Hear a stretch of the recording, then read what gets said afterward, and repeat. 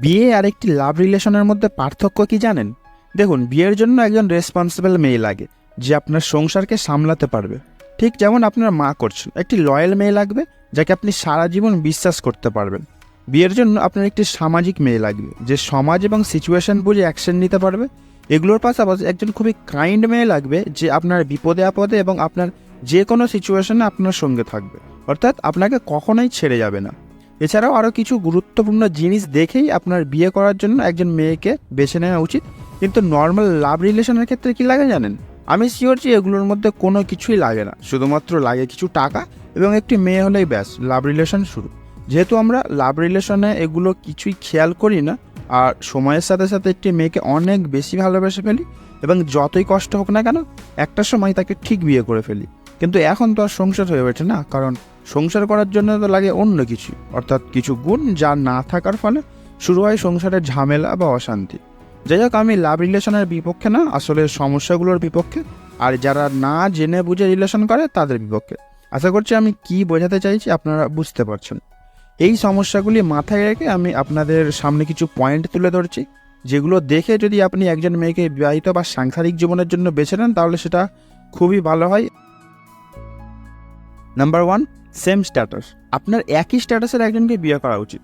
আপনি যদি মধ্যবিত্ত পরিবার থেকে বিলং করেন তাহলে আপনার একজন মধ্যবিত্ত পরিবারেরই কাউকে বিয়ে করা উচিত, যার ফলে আপনাদের চিন্তাভাবনা অনেকটা একই হবে এবং আপনাদের একে অপরের চিন্তাভাবনা এক হওয়াটা অত্যন্ত জরুরি, কারণ আপনি একভাবে থাকতে চাইবেন আর সে একভাবে থাকতে চাইবে। আপনি কোনো কিছু একভাবে বোঝাবেন আর সে একভাবে বুঝবে, অথবা কোনো সমস্যার মধ্যে আপনি এক ধরনের উপায় বলবেন এবং সে আবার অন্য ধরনের উপায় বলবে, বা আপনাদের মতবিরোধও হতে পারে, যার ফলে আপনাদের সংসারে আরও অশান্তি বাড়তেই পারে। তাই আপনাদের চিন্তাভাবনা বা থিঙ্কিং বা স্ট্যাটাস কিছুটা এক হওয়া অত্যন্ত জরুরি। তবে এখানে স্ট্যাটাস বলতে বোঝাচ্ছি একই পরিবেশ।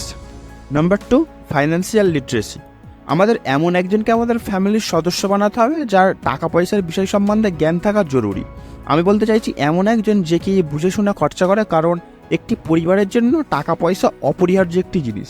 কোনো ধরনের বিপদ আসলে কোন জিনিসের আমাদের বেশি প্রয়োজন হয় বলেন তো? একটু ভেবেচিন্তে যদি দেখেন তাহলে আপনার মাথায় টাকাই আসে। আর প্রয়োজনের বেশি টাকা খরচ করা আমার কাছে এটি একটি অস্বাভাবিক বিহেভিয়ার বলে মনে হয়। আরেকটি জিনিস খেয়াল করে দেখবেন, যেসব মেয়েরা টাকা পয়সা অতিরিক্ত খরচ করে তাদের মধ্যে অহংকারটা অনেক বেশি থাকে। আর অতিরিক্ত টাকা পয়সা অপ্রয়োজনীয় জিনিসের উপর খরচ করার প্রভাব আপনার ফাইন্যান্সের উপর তো পড়বেই, সাথে আপনার পরিবারের উপরও এর খারাপ প্রভাব পড়বে। Number 3, society women. আপনার একজন সামাজিক মেয়েকেই বিয়ে করা উচিত, কারণ আমাদের কাছে সমাজের গুরুত্ব অনেক বেশি, আবার কোনো কোনো জায়গায় সমাজের গুরুত্ব ফ্যামিলির সমানও হয়ে থাকে। এখন আপনার স্ত্রী যদি সামাজিক না হয় তাহলে কি আপনার মান সম্মান সমাজে থাকবে? যার কারণে আপনাদের মধ্যে ঝগড়াঝাটি ঝামেলা বাড়তেই থাকবে। তখন দেখবেন সংসার টিকিয়ে রাখাই মুশকিল হয়ে যাচ্ছে। অপরদিকে আপনার স্ত্রী যদি সামাজিক হয় তাহলে আপনার সম্মান শুধু সমাজেই নয়, বরং আপনার পরিবারেও বাড়বে, যার ফলে আপনার সাংসারিক জীবনও সুন্দর হবে এবং আপনার সামাজিক জীবনও খুব সুন্দর হবে। নাম্বার 4, পেশেন্স উইমেন বা ধৈর্যশীল মেয়ে। দেখুন, সংসার হচ্ছে এমন একটা জিনিস যা আমাদের মৃত্যুর আগ অবধি গুছিয়ে রাখতে হয়, আর এর জন্য প্রয়োজন হয় অনেক বেশি ধৈর্যের, কারণ একটি সংসারে প্রতিনিয়ত ঝামেলা আসতেই থাকবে এবং আমাদের ধৈর্য ধরে সেই সকল ঝামেলাগুলিকে পেরিয়ে উঠতে হবে। কখনো কখনো আমাদের সংসারের মধ্যে এমন ঝামেলা সৃষ্টি হয় যেটার ধৈর্য ধরতে ধরতে আমরা একসময় হাল ছেড়েই দিই, কিন্তু আবার একটা সময় ধৈর্য ধরে সেই জিনিসটাকে ঠিক সমাধান করে ফেলি। অপরদিকে কিছু কিছু মানুষ আছে যারা দেখবেন ধৈর্য তো রাখতেই পারে না, বরং ওই খারাপ সময়ে নিজেরাও একটু সমস্যা হয়ে উঠবে। তাহলে আপনি বলুন, এমন চললে সংসার হবে কি করে? তাই একটি সুন্দর সংসারের জন্য ধৈর্যশীল মানুষ একটি অপরিহার্য জিনিস, তাই এটা অবশ্যই দেখবেন। Number 5, understanding women. আপনার এমন একজন মেয়েকে বিয়ে করা উচিত যার কি একে অপরের সঙ্গে সম্পর্ক করে রাখার আন্তরিক ইচ্ছা থাকে, কারণ একটি সংসারের জন্য প্রতিটি মানুষই গুরুত্বপূর্ণ। একজনের সঙ্গে যদি আপনি ভালো ব্যবহার করেন, ভালো সম্পর্ক রাখেন, এবং আরেকজনের সঙ্গে যদি আপনি খারাপ ব্যবহার করেন, খারাপ সম্পর্ক রাখেন, তাহলে আপনার সংসার টিকিয়ে রাখা খুব মুশকিল হয়ে যাবে। এমনকি স্বামী এবং স্ত্রীর মধ্যেও সুসম্পর্ক না থাকার কারণ হচ্ছে এক অপরকে না বোঝা।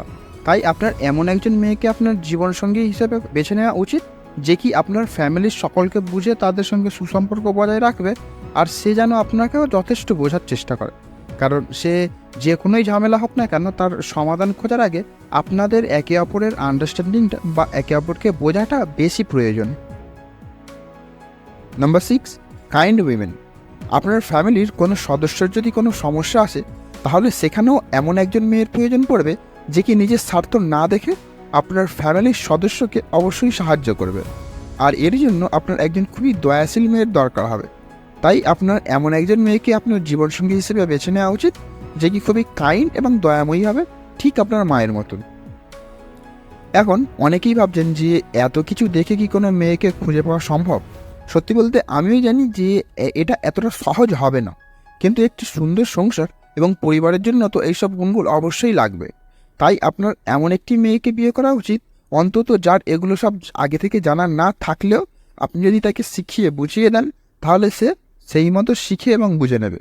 আশা করছি আপনারা বিষয়টি বুঝতে পারছেন। এই ভিডিওটি তাদের সাথে শেয়ার করুন যারা এই সমস্যাগুলোর ব্যাপারে জানে না এবং পরবর্তীকালে যারা একটি সুন্দর সাংসারিক জীবন শুরু করতে চলেছে।